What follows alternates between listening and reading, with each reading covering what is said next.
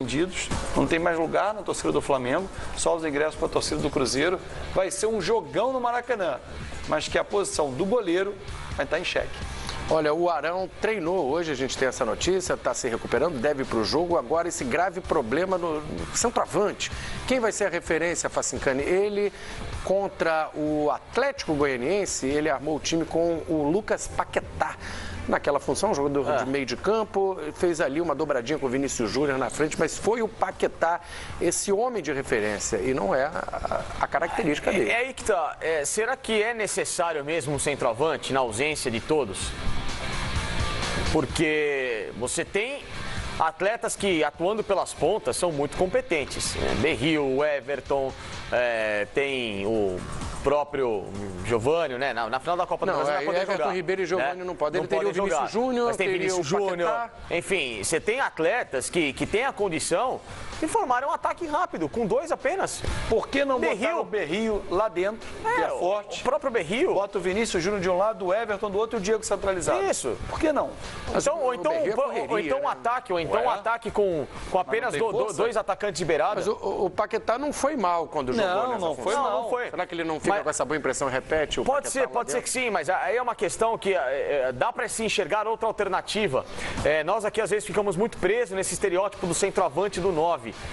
Dois jogadores de beirada, eles podem infiltrar, né? Eles podem fazer o chamado facão de beirada, né, vindo aqui das laterais e penetrarem na diagonal para o setor defensivo, entrarem com a agilidade, entrarem pela triangulação de um meia que se aproxima por ali, e você não necessariamente precisa ter um 9 para puxar. Aí você faz com que o meia ou dois meias se aproximem juntos, façam esse trabalho de inserção ali no meio da zaga, abra o espaço para que os caras pela beirada penetrem. Então, você tem outras alternativas que podem fazer com que o Flamengo jogue de uma forma surpreendente em relação ao próprio Cruzeiro e, obviamente, sem perder a qualidade ou a agilidade. Fábio, você colocaria o Berril como centroavante e o Vinícius Júnior na do Berril? Isso, porque quando ele fez isso contra o Atlético Goianiense, o Diego estava no banco. O Diego entrou no segundo. Alguns jogadores foram poupados para aquele jogo contra o Botafogo, dentre eles o René, que depois entrou e se machucou.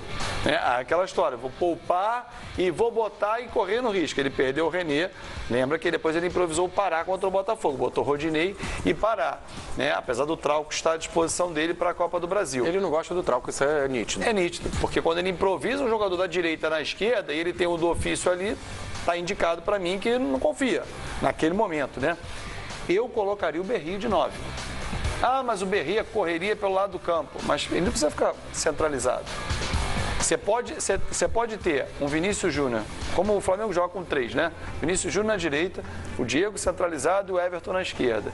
E um Berril caindo. Sim. Se ele cai no lado esquerdo para fazer um lado com 3, né? Passando o Pará ou o René, quem jogar por ali com o Everton e ele, o Diego entra, o Vinícius Júnior entra. Você tem opções. Não são jogadores que vão ficar só naquela posição. O Diego só joga aqui, o Vinícius só joga aqui. Não.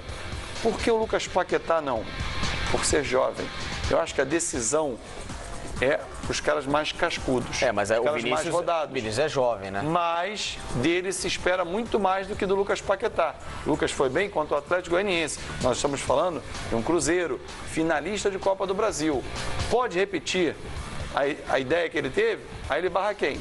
Vinícius Júnior? Ou barra o Berril? Que o Diego vai jogar.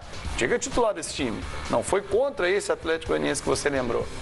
Vai barrar o Berril? Duvido o Berril, ele está jogando e jogando bem. Muito bem com o Reinaldo Rueda. Por isso que eu acho que ele vai acabar botando o Rueda, o Rueda vai botar o Berril de falso 9, o Vinícius Júnior na direita, o Diego centralizado e o Everton na esquerda. Vamos aguardar. Hoje ainda é domingo, o jogo é na quinta. Ele vai arrumar um esquema aí, porque não tem o Guerreiro suspenso e o Viseu machucado. Ô Facincani, ressalto também que o jogo, por ser no Maracanã, o Flamengo precisa fazer um bom resultado. Diferente do que foi contra o Botafogo, quando decidiu a vaga no Maracanã, já sabendo o que precisava, o Flamengo joga primeiro e depois pegou o Cruzeiro no Mineirão. Era um jogo que precisa de gols, precisa atacar. Não tem jeito. Muda o regulamento, né? Dessa vez o gol qualificado cai para a decisão. Ou seja, uma sandice, porque eu acho que e o Mano Menezes foi muito bem quando falou. Ou você mantém a estrutura do campeonato uniforme até o final, ou né? Mas na Libertadores também é assim. Também, acho uma sandice, acho isso, né? Que mas os clubes assinam, né? Concordam. Assinam, eles concordam, mas Combinado eu acho... não sai caro. Eu, com todo respeito, não entendo por quê. Porque vai mudar na final, por quê? Por quê? Você disputa o campeonato de uma forma, você se prepara para aquela forma e na final é completamente diferente. Não tem o menor sentido, né? Então, essa história agora do gol fora de casa, acabou. Cruzeiro pode levar a decisão lá para Minas Gerais. Buscar aquele empate. Só mais um motivo, o Flamengo jogar para frente. Exatamente. Não tem preocupação com o gol e joga com a apoio da torcida. 4-3, 5-4, não muda nada. Ganhar o primeiro jogo é fundamental.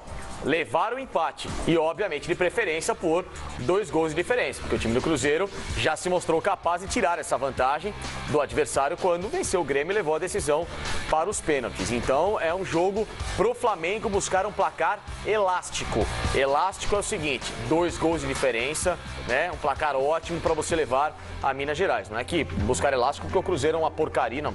Pelo contrário, a meta tem que ser essa, aniquilar o quanto antes essa força cruzeirense, porque se depender de levar o jogo para BH, o título fica lá. O Flamengo não tem o Rodolfo, o Diego Alves, o Everton Ribeiro e o Giovani. Você acha que a dúvida fica então no gol, Muralha, Thiago? Fica uma dúvida também quem será o centroavante e na lateral esquerda ele vem de Rodinei Pará. Eu acho que sim, a dúvida estaria aí, o Thiago ou Muralha. É uma dúvida, olha, muito pertinente, porque garoto ou a experiência de quem não está bem, que está sendo atacado, ou vou dar moral para quem o acusou, enfim. É difícil, a vida do Rueda não é fácil, mas ele ganha bem para isso, para poder resolver, e ele vê o dia a dia, é o que a gente não vê. A gente quando passa algumas opiniões aqui pro torcedor do que a gente pouco vê, porque a gente não tem esse acesso todo. Porque eu podia dizer, essa mãe está treinando muito bem, a gente não vê esse treinamento todo, a gente pega, às vezes nem o treinamento a gente consegue assistir. O Rueda não, né? Fechado, ele está vendo o tempo todo ali, mas eu acho que ele vai na experiência, achismo. Felipe Facincani e Fábio Azevedo, obrigado pela participação de vocês. Chegando ao final do Rodada